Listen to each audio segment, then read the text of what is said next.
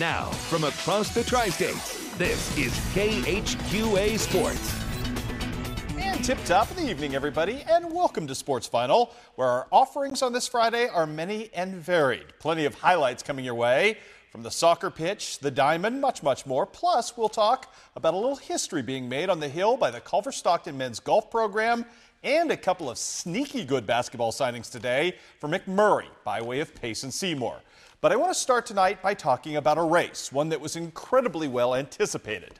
The 100-meter boys dash at the Mark Twain Relays tonight was our first real chance to put the two fastest sprinters in the tri-states on the same track. That would be Palmyra's Ben Altoff, who moves faster at 220 pounds than any human being should, and Illini West's Jacob Scholl. That is where we began tonight, and it was a good one. You see Mr. Altoff to your left, in the middle of your screen, Mr. Scholl, and this was a flat-out burner tonight. But in the end, running a time of 11-1, Jacob Scholl pulls away in the last 10 to 15 yards and gets the victory tonight. Illini West best showing out. Meanwhile, Palmyra, though, would walk away with a 100-meter title for its showings. This time on the girls' side, Kelsey Martin doing her thing, holding off a late charge here and winning a title as well. Wouldn't be the Mark Twain Relays if we didn't have a Monroe City pole vaulter winning. Chase Penwell doing the job for his team yet again today, running away from the field. Speaking of winners today, the host squad, the Hannibal girls, led in the 100-meter hurdles today by Taya Burse, her second win of the week as she holds off Aubrey Carlisle from Illini West for the victory. The Hannibal girls, your team champions today. Let's pick it up in the disc. You're looking at Gabe Meganson out of Jacksonville. His team, the boys, were winners. Meganson, who just committed to Illinois for football last week, can throw it a little bit. So too can this guy, Manning Plater, out of Rushville Industry, who ended up finishing second. Everybody taking a backseat to the man, the myth, the legend that is Blaze Murphin. His last throw, very pleased, over 164 feet as Murphin gets it done today. As we take a look at the team finals on the day, as I mentioned, the Jacksonville boys are your winners. Hannibal comes in third in a loaded field. Quincy High, your next highest scoring local, with a 7th place finish. On the girls' side, big time win for Taya Burse and the Lady Pirates, who got points from seemingly everywhere. In fact, they scored 107 points on the day. Really good girls' field. Illini West ends up finishing third. Want to give a shout out to Quincy High's McKenna Baker, who won the shot put today. Not only set a new personal mark, but broke the school record, which was, I believe, 36 feet by 2 full feet. So congratulations to her. Outstanding showing there in the shot put, I should say. Also, on the boys' side in the shot put, great showing as well by Palmyra's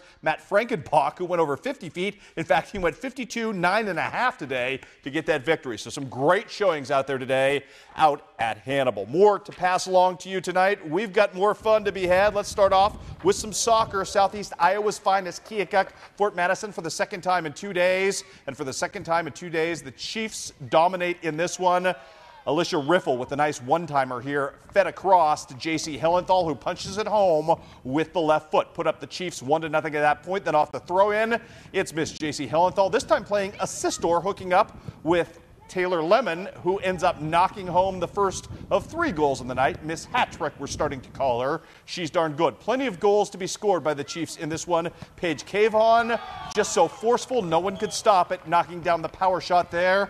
And then one more for you, the aforementioned Miss Alicia Riffle with the rifle shot of sorts from her foot, knocking home the 4th goal of the night. In all, 7 for the Keokuk Chiefs, who have outscored Fort Madison in the last 2 days 16-0. The final tonight, 7-0 in favor of Keokuk. Meanwhile, Quincy Notre Dame in the Quincy High tournament today, taking on Zumwalt North, already up 1-0 on a Cassidy Foley goal. This, my friends, is Cassidy Foley part 2, and this, my friends, is how you deke a keeper. Beautiful stuff right there. Whoops! And putting it in the back of the net to help cap the Lady Raiders to a 4-0 victory in this one as they start the tournament off on the right foot. Quincy High School, the host team, started off on the right foot as well. They get a win today in the early game against Richwoods, 2-0. Shea Mulheron had a goal in that one early, which was basically the difference early on. Unfortunately for the Blue Devils, they ran into an absolute buzzsaw on the late shift tonight against an Edwardsville team that was flat out dominant. 5-0 was your final there.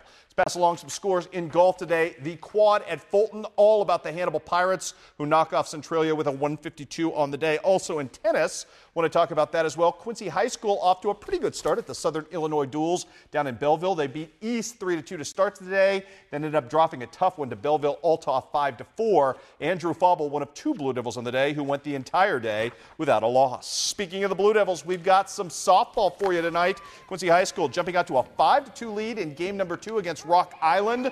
However, 13 unanswered runs from Rocky, the difference in this game, including a home run right here by Diasha Walker, who knocks it flat out of the park to extend her team's lead out to 12-5 at that point. Then Bailey Allison's going to do some things as well, driving home a pair on the single. I emphasize single, as Miss Allison tried to turn it into a double. The Quincy High defense more than equal to the task as she is pegged at second base and the Blue Devils get out of the frame. They tried to muster something. Erica Mitchell, who's had a great season at the plate, just another showing of force from her with some fuming aluminum right there out to the deepest recesses of center field for the double. But Quincy High could never get the momentum back after the early good start. Losing 15-5 today was your final in that ball game. Other softball scores: Quincy Notre Dame, a rare loss to a very good Columbia team today. Final on that one was 4-2. Illini West jumping all over Rushville Industry, winning by 10. Brown County gets a big day from Becca Weggs in beating Liberty on the road 7-5.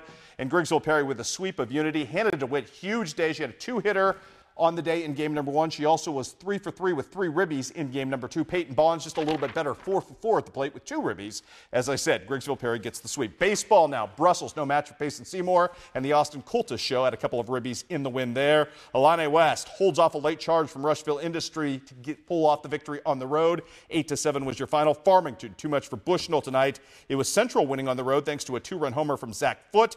Marquette, way too much for Jacksonville Rout in this ball game, and a combined no-hitter today from Schultz and McWilliams as Beardstown gets the job done. Over in Missouri, 2-run homer from Brock Butler. The difference is Palmyra rallies back from a 2-0 deficit to beat Bowling Green 4-2. Scotland County with a sweep today of Knox, 12-1 in the first game. Tyler Buford, big day at the plate in the first game. And Austin Thrasher, 3 innings pitched, 9 strikeouts. You can't do much better than that. Good stuff from the reigning ace of aces by way of Memphis. Also, Clark County, a big conference win over Mark Twain today as Cyrus Phillips strikes out 13 in the complete game victory. North Shelby gets a walk-off win today. Jacob Rich going the distance in a 3-2 victory. And South Shelby loses to Westran. Final count in that one was 20-4 on the day.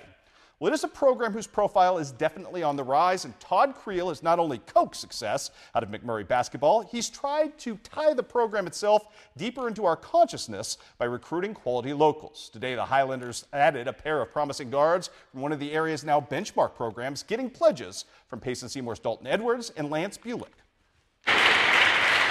Coach Ray always, teaching us and preaching to us, it's a fast-paced game, you got to think on the spot right then and there, and it's just getting us prepared for the college level of basketball. For the few who are going to play from this year or senior year, this team, it's going to be very beneficial in college. Meeting with Coach Creel, the players, they're all just amazing. It's fun to look forward to something that's going to continue from Coach Ray's coaching, because Coach made my 4 years a part of a family. And it's going to continue with Coach Creel, but just with the Highlanders, and I'm really excited. He's been my best friend, for as long as I can remember, and playing with him for 4 years on the high school basketball team and going to the same college with him and playing on the same team there, it's going to be a good time. I'm really excited for it. It's going to be awesome. Only an hour away. I'm hoping that people can come watch a couple. To those two gentlemen, tough day for Culver Stockton softball. Wins and then loses to Baker to see the season come to an end. 3-0 your final there. Truman State with a win to start their day in the GLVC, but shut out late in the day by Umsel. They'll play tomorrow in the back draw. Also, John Wood, a loss to Parkland and a win today over Lewis and Clark. Bad day for Western Illinois, shut out by Omaha, 4-0 and 8-0. Also in baseball today, Culver Stockton losing to Mid-America Nazarene. They'll play Central Methodist in an elimination game tomorrow in baseball. AMC, HLG eliminated by Freed Hardeman. And it was the pride of Carthage, Zach Burling, leading Western Illinois to a win today over Illinois State.